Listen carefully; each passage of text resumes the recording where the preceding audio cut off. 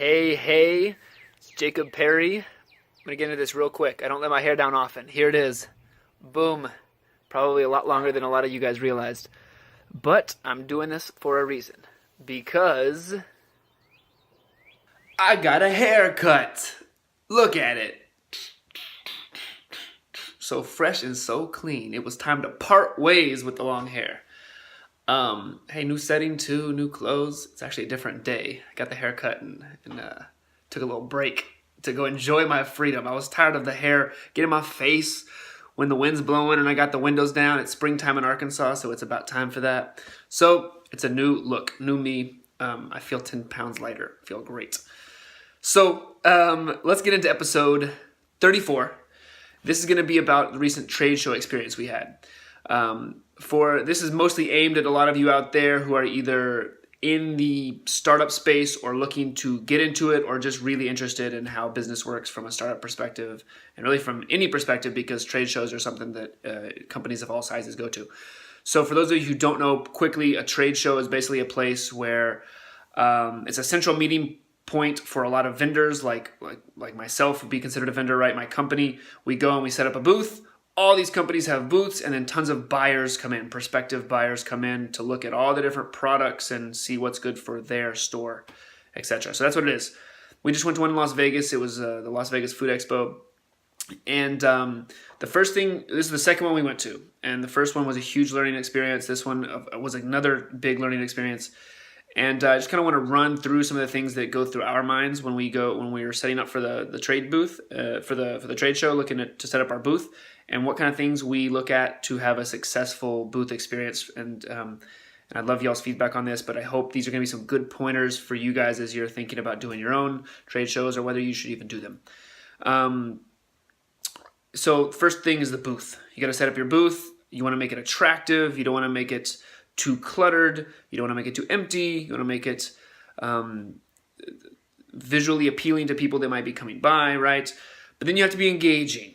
So, us with the honey, we try to set it up in a way that's you can quickly see that this is honey. This is a nice honey. There's not so much going on. You can't see it. And you can see very quickly what it is we do.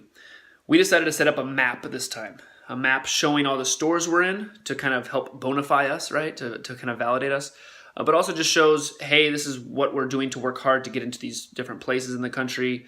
This is where our brand is recognized, represented. And we'd love for your company to be added to the map, try to help them visualize that. And to be engaging. There's lots of, of course you want to be personally engaging. You want to be nice, welcoming, not talk too much, ask questions. That's super important, right? You want to get to know your buyers, get to know the people you're talking to. Otherwise, it just comes off as here I have a lecture, listen to it. Instead of, well, tell me about yourself. What are your needs? What is your shop? And let's see if there's actually a potential here for both of us to mutually benefit.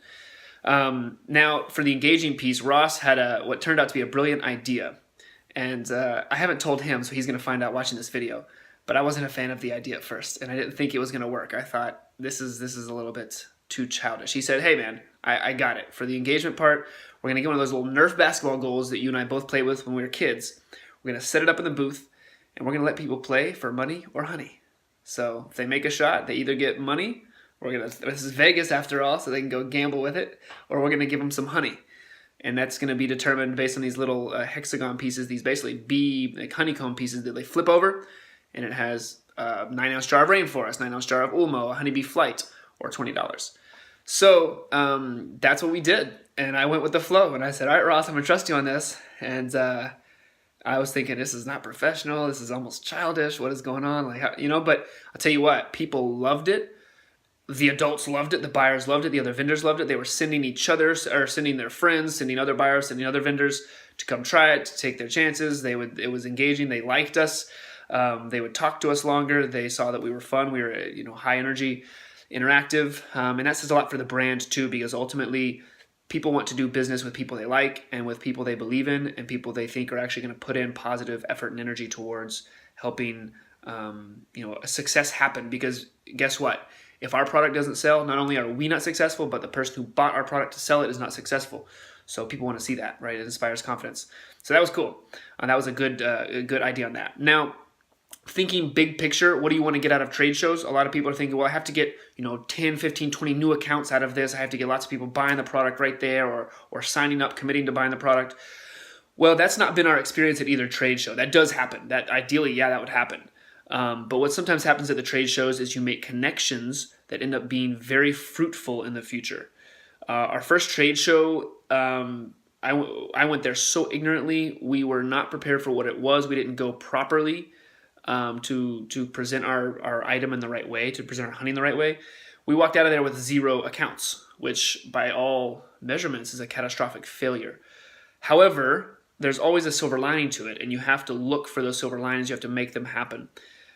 We got contacted by a person who owns a shop, and his friend had gone to the trade show and met us, and then given him this our literature, our information, said, hey, this looks like a good product for your shop.